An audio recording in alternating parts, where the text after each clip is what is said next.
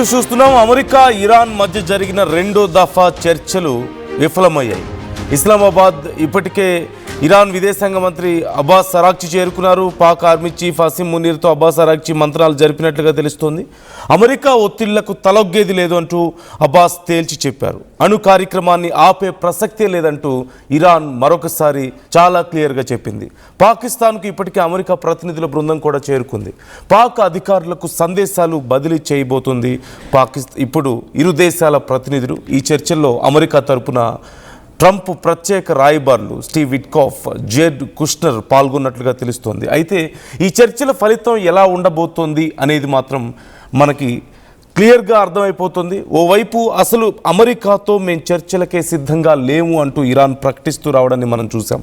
మరోవైపు అసలు అమెరికాతో మేము డైరెక్ట్గా చర్చించమంటూ ఈరోజు చేసినటువంటి ప్రకటన చూసాం. ఇప్పుడు అమెరికా ప్రతినిధులు చేరుకున్నారు. మరోవైపు ఇరాన్ చాలా క్లియర్గా అణు కార్యక్రమాన్ని మేము ఆపం అని చెప్పింది. ఇప్పుడు పాకిస్తాన్ అమెరికాకి ఇదే విషయాన్ని చెప్పే పరిస్థితి కనపడుతుంది. ఈ నేపథ్యంలో ఖచ్చితంగా చర్చలు మరొకసారి విఫలమయ్యే పరిస్థితులు కనిపిస్తున్నాయి. సో అమెరికాకి సంబంధించి ఖచ్చితంగా జేడీ వ్యాన్స్ వస్తారు, ఇక ఈ చర్చలు ఖచ్చితంగా పురోగతి సాధిస్తాయి అంటూ ఓవైపు పాకిస్తాన్ ప్రకటన చేసింది, కొంతవరకు కాన్ఫిడెన్స్ని వ్యక్తం చేసింది. కానీ ఈలోగానే ఇరాన్ చాలా క్లియర్గా చెప్పింది, మేము అణు కార్యక్రమాన్ని కొనసాగిస్తాము అని. న్యూక్లియర్ ప్రోగ్రాం కొనసాగినన్ని రోజులు ఖచ్చితంగా హర్ముజ్ స్ట్రైట్ క్లోజ్ చేసే ఉంటుంది, ఈ విషయంలో మేము వెనక్కి తగ్గం అంటూ అమెరికా రక్షణ మంత్రి పీట్ హెగ్సెత్ వార్నింగ్ ఇవ్వడాన్ని మనం చూసాం ఈరోజు ఉదయం. సో ఏ రకంగా చూసినా సరే అమెరికా ఇరాన్ మధ్యలో చర్చలు సఫలమయ్యే పరిస్థితి కనిపించడం లేదు. ఇప్పటికే ఇరాన్ చాలా క్లియర్గా న్యూక్లియర్ ప్రోగ్రామ్ని మేము ఆపం అని చెప్పినట్లుగా తెలుస్తోంది.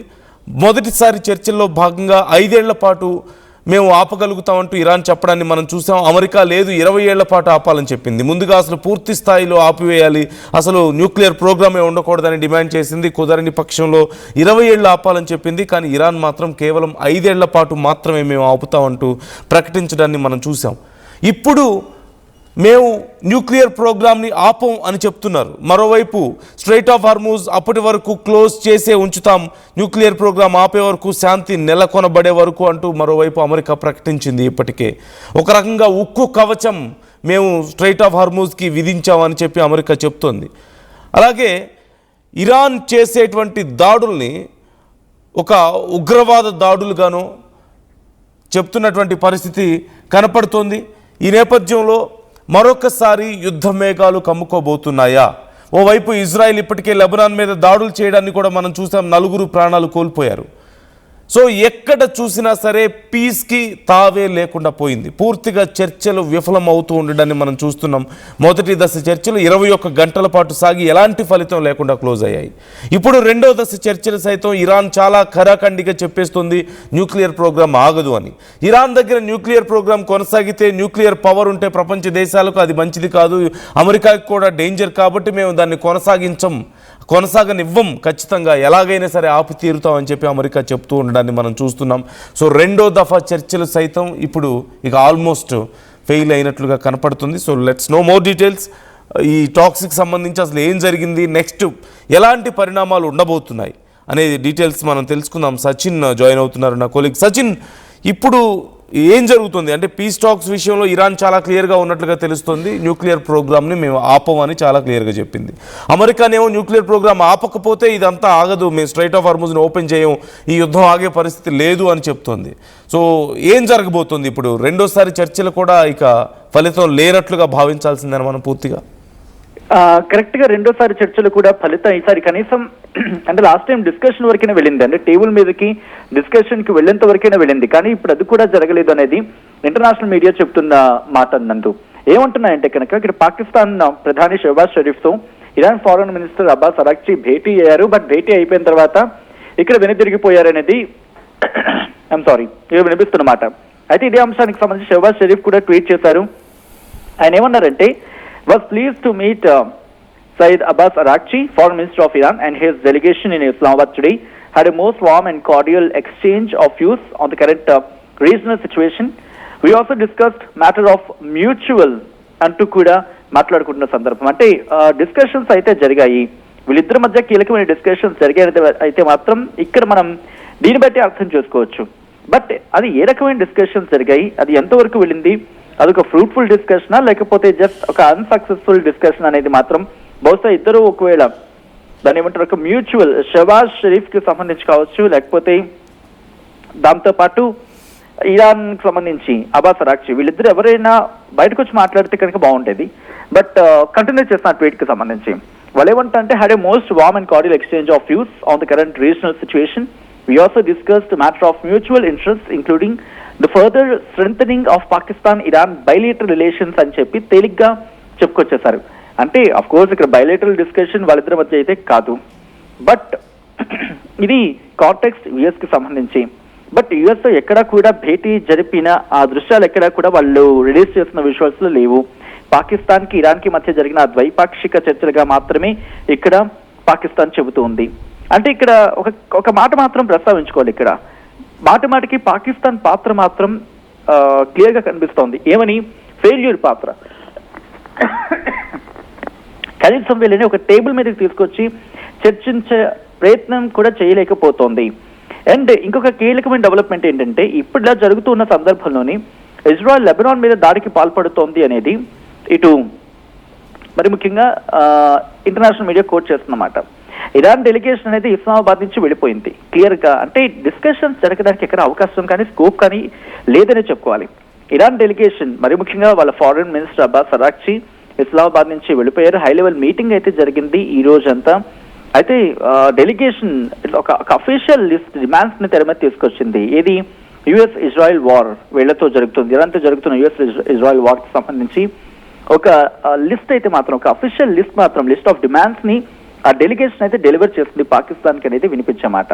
పాకిస్తాన్ లీడర్స్ ఇప్పుడు ఇది అమెరికా ముందు పెట్టబోతున్నారు. And Indonesian UN peacekeeper కూడా లెబనాన్ లో మరణించారంటే అర్థం చేసుకోవచ్చు. ఇక్కడ సీరియస్నెస్ అయితే మాత్రం చాలా గట్టిగా ఉంది. అంటే లెబనాన్ సెంట్రిక్ గా డిస్కషన్స్ జరుగుతున్నాయి. ఫస్ట్ లెబనాన్ కి సంబంధించి కూడా ఇజ్రాయెల్ ఆర్మీ ఏమంటుంది, హెజ్బుల్లా ఫైటర్స్ సౌత్ లెబనాన్ లో చనిపోయారనేది, ఇటు దాడుల్లో చనిపోయారనేది. ఇజ్రాయెల్ మిలిటరీ ఇప్పటికే ఇష్యూ చేసిన ఒక స్టేట్మెంట్ ఏముంటుంది, హెజ్బుల్లా ఫైటర్స్ ని సదరన్ లెబనాన్ లో మేము ఎలిమినేట్ చేశాము. సీజ్ ఫైర్ జరుగుతూ ఉన్నప్పటికీ కూడా ఇక్కడ ఎక్స్చేంజెస్ ఆఫ్ ఎక్స్చేంజెస్ జరుగుతూ ఉన్నాయి, మరి ముఖ్యంగా దాడులు జరుగుతున్నాయనేది ఇజ్రాయెల్ కోట్ చేస్తుంది, లెబనాన్ దాడులు చేస్తుందని చెప్పి. లెబనాన్ హెల్త్ మినిస్ట్రీ కూడా 4 చనిపోయారు అని చెప్పి ఇజ్రాయెల్ దాడుల్లో, మరి ముఖ్యంగా యూహమార్ అల్ షకీఫ్ అనే టౌన్ ప్రాంతంలో దాడులు జరిగాయని చెప్పి వాళ్ళ హెల్త్ మినిస్ట్రీ చెప్తూ ఉంది. అయితే ఈ దాడులు జరుగుతున్న క్రమం అంటే ఇప్పటికే మనం మాట్లాడుకున్నాం గతంలో కూడా, న్యూక్లియర్ అంశం కావచ్చు, దాంతోపాటు లెబనాన్ అంశం కావచ్చు, ఇలా కొన్ని కీలకమైన ప్రతిపాదనలు తెర మీద తీసుకొచ్చింది అమెరికా. ఆ బెట్టు వేయడం లేదు అలా అని చెప్పి ఇక్కడ ఇరాన్ కూడా వెనకడుగు వేయటం లేదు. స్మాల్ బోర్డ్స్ ని పూర్తిగా తగలబెట్టేస్తామని చెప్పి స్టేట్మెంట్ ఇచ్చిన ట్రంప్ ఎక్కడా కూడా వెనక్కి తగ్గట్లేదు. ఇప్పుడు ఆ small boards straight of Hormuz దగ్గర కీలకంగా మారుతూ ఉన్నాయి. అండ్ దాదాపుగా 15 మంది ఇప్పటి వరకు హెజ్బుల్లాకి సంబంధించిన కీలకమైన నేతలు మరణించారు ఈ వీకెండ్ కి సంబంధించి, అంటే ఈ వారంతంలో అనేది. ఇటు ఇజ్రాయెల్ అటాక్స్ ని కోట్ చేస్తూ లెబనాన్ హెల్త్ మినిస్ట్రీ చెప్పుకొస్తోంది. అండ్ అలాగే పాలస్తీన్లు కూడా ఇక్కడ ఏమంటారంటే వాళ్ళ ఓన్ లీడర్స్ ని చూస్ చేసుకుంటారనే అంశం. అఫ్ కోర్స్ ఇప్పుడు ఇదంతా కూడా పెద్ద చర్చ జరుగుతూ ఉంది. అసలు ఏం జరుగుతుందో ఒక క్లారిటీ అయితే మాత్రం కనిపించట్లేదు. అంటే అమెరికా చర్చలకు వచ్చింది, ఇస్లామాబాద్ చేరుకుంది, ఇరాన్ కూడా ఇస్లామాబాద్ చేరుకుంది, పాకిస్తాన్ కి వెళ్ళింది, వాళ్ళ పాకిస్తాన్ ప్రధాని షహబాజ్ షరీఫ్ తో భేటీ అయ్యింది. కానీ భేటీ అయిన అంశం అంటే డిమాండ్స్ తెర మీద తీసుకొచ్చింది మళ్ళీ అంతే. ఆ డిమాండ్స్ లిస్ట్ ని ముందు వచ్చింది తప్ప ఎక్కడ తెలుస్తున్న దాఖలాలు అయితే మాత్రం ఇప్పటికిప్పుడు కనిపించట్లేదు. బహుశా ఇది లెబనాన్ సెంట్రిక్ గానే ఈ 2సారి చర్చలు కూడా దాదాపుగా ఫెయిల్ అయినా అనుకోవడంలో అతిశక్తి లేదు నందు. Right thank you Sachin, thanks for the details. మొత్తం మీద 2వ దఫా చర్చలకి సంబంధించి ఇప్పటికీ ఒక అఫీషియల్ అనౌన్స్మెంట్ రాకపోయినప్పటికీ చర్చలు ఫెయిల్ అయినట్లుగా సమాచారం అందుతోంది. అంతర్జాతీయ మీడియా కథనాలు సైతం ఇదే చెప్తున్నాయి. ఓవైపు ఉన్నటువంటి అతిపెద్ద సమస్య ఒకే ఒక్క విషయంలో ఇరు దేశాలకి కుదరని ఎక్కడ పొంతన కుదరకపోయే అంశం ఒకటే, ఈ న్యూక్లియర్ ప్రోగ్రామ్ అనేది. న్యూక్లియర్ ప్రోగ్రామ్ విషయంలో ఇరాన్ మేము వెనక్కి తగ్గం అంటుంది. వెనక్కి తగ్గకపోతే యుద్ధం ఆగదు అని చెప్పి అమెరికా చెప్తుంది. సో ఆ ఒక్క విషయం ఇప్పుడు ఆపుతుంది. మరోవైపు ఇరాన్ని రెచ్చగొట్టే పనులు అమెరికా, ఇజ్రాయెల్ రెండు చేస్తూనే ఉన్నాయి. ఇజ్రాయెల్ ఓవైపు లెబనాన్ మీద దాడులు చేసింది, మరోవైపు పీట్ హెగ్సెత్ ఏమో స్ట్రైట్ ఆఫ్ హార్మూజ్ దగ్గర మా ఉక్కు కవచం కొనసాగుతూనే ఉంటుంది, బ్లాకేడ్ కొనసాగుతూనే ఉంటుంది అని చెప్పినటువంటి పరిస్థితి. ఇదంతా ఒక ఎత్తు అయితే, మరోవైపు సుమారుగా 3242 కోట్ల విలువైనటువంటి క్రిప్టో కరెన్సీని, ఇరాన్కి సంబంధించినటువంటి క్రిప్టో కరెన్సీని మేము ఫ్రీజ్ చేసామంటూ అక్కడి ఆర్థిక శాఖ మంత్రి స్కాట్ బెసెంట్ ప్రకటించడానికి కూడా మనం చూసాం. సో ఇరాన్ని ఎన్ని రకాలుగా ఇబ్బందులు పెట్టాలో అన్ని రకాలుగా ఇబ్బందులు పెట్టి ఇప్పటికే ఇరాన్కి సంబంధించిన మోర్ దాన్ $100 బిలియన్ ఆఫ్ అసెట్స్ని ఫ్రీజ్ చేసి ఉంచింది అమెరికా. చర్చలకు రావాలంటే వాటిని రిలీజ్ చేయాలని చెప్పి ఇరాన్ ఒక డిమాండ్ పెట్టింది. ఆ డిమాండ్ని ఓకే చెప్పారు, but they didn't do anything for that. At the same time మళ్ళీ ఇప్పుడు మరొకసారి $344 మిలియన్, అంటే మన కరెన్సీలో చూస్తే 3242 కోట్ల విలువైనటువంటి క్రిప్టో కరెన్సీని ఇరాన్కి సంబంధించింది ఫ్రీజ్ చేయడం మనం చూస్తున్నాం. సో స్ట్రైట్ ఆఫ్ హార్మూజ్ దగ్గర బ్లాకేడ్ కంటిన్యూ అవుతుంది. అట్ ది సేమ్ టైం వీళ్ళకి సంబంధించిన క్రిప్టో కరెన్సీని క్లోజ్ చేశారు. అండ్ మళ్ళీ ఇప్పుడు లెబనాన్ మీద దాడులు చేస్తుంది ఓవైపు ఇజ్రాయెల్. అయినా సరే ఇరానే ఒప్పుకోవడం లేదు శాంతి చర్చలకు అని చెప్పి అమెరికా ప్రొజెక్ట్ చేసే పని చేస్తుంది.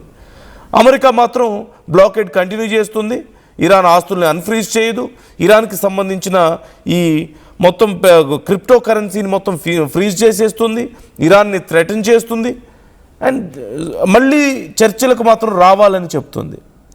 So where is the possibility? చర్చలకు రాకపోతే ఇరాన్కి చిత్తశుద్ధి లేదు, శాంతి విషయంలో ఇరాన్ యాక్టివ్గా లేదు ఈ పీస్ టాక్స్ విషయంలో అని చెప్పేసి బ్లేమ్ చేస్తున్నారు. ఒకవేళ రావాలంటేనేమో గంటకో మాట మారుస్తూ రోజుకి 10 రకాలుగా వాళ్ళ మీద ఏదో ఒక దెబ్బలు కొడుతూ వాళ్ళని వెనక్కి నెడుతుంది కూడా వీళ్ళే. సో ఇరాన్ ఇంకా ఇక్కడితో మనం శాంతి చర్చలకు ముగింపు పడ్డాయని అనుకోవాలా? దీనికి సంబంధించి అఫీషియల్ స్టేట్మెంట్ ఇంకా రావాల్సి ఉంది. బట్ ఇప్పటికైతే చాలా క్లియర్గా ఇరాన్ చెప్పినట్లుగా తెలుస్తుంది న్యూక్లియర్ ప్రోగ్రామ్ ఆగదు అని. అండ్ మరోవైపు ఇజ్రాయెల్ చేసినటువంటి దాడికి సంబంధించి మరొకసారి ఇరాన్ సీరియస్గా రెస్పాండ్ అయ్యే అవకాశం ఉంది అనే అంచనాలు సైతం కనిపిస్తున్నాయి. So what do you think is going to happen? ఇప్పుడు ఏం జరిగే అవకాశం ఉంది? మరొకసారి ఈ యుద్ధం కొనసాగడం తప్ప, అఫ్కోర్స్ ఇరు దేశాలకి ఇప్పటికే తీవ్ర నష్టం జరిగింది. అమెరికా యుద్ధం కొనసాగించడం ఇష్టం లేని పరిస్థితుల్లో ఉంది. ఇప్పటికే ప్రపంచ దేశాల నుంచి ఒత్తిడి. మరోవైపు ఇరాన్ కూడా చాలా నష్టపోయింది, ఇజ్రాయెల్ చాలా నష్టపోయింది. ఇలాంటి పరిస్థితుల్లో శాంతి చర్చలకు మాత్రం అవకాశం లేకుండా పోయినటువంటి పరిస్థితి కనపడుతుంది. సో ఒకరినొకరు బ్లేమ్ చేసుకుంటున్నారు. ఇరాన్ ఏమో అమెరికా సిద్ధంగా లేదు, అమెరికాకి చిత్తశుద్ధి లేదు, అమెరికా మాట మీద నిలబడడం లేదు, ట్రంప్ ఇష్టం వచ్చినట్లుగా బిహేవ్ చేస్తున్నారు అంటున్నారు. ఇజ్రాయెల్ తన పని తాను చేసుకుంటుంది, అమెరికా చెప్పినా వినకుండా, ఇరాన్ చేస్తున్నటువంటి హెచ్చరికలను పట్టించుకోకుండా. ఈవెన్ ఇప్పుడున్నటువంటి పరిస్థితుల్లో సీజ్ ఫైర్ ఉల్లంఘన కూడా జరిగినట్లుగా కనపడుతుంది చాలా క్లియర్గా. అడిగితే లేదు లెబనానే మా మీద అటాక్స్ చేసింది అని చెప్పేసి చెప్తున్నటువంటి పరిస్థితి. ఇక ఇరాన్కి మాకు ఆప్షన్ ఇవ్వడం లేదు ఇరాన్ అని చెప్తుంది. ఇరాన్ చెప్తుంది అమెరికా కానీ ఇజ్రాయెల్ కానీ మాకు వేరే ఆప్షన్స్ ఏమి ఇవ్వలేదు, యుద్ధం తప్ప అని చెప్పి చెప్తున్నటువంటి సందర్భం కనపడుతుంది. సో మరొకసారి పరిస్థితులు తీవ్రతరం అవబోతున్నాయా? మీకేమనిపిస్తుంది?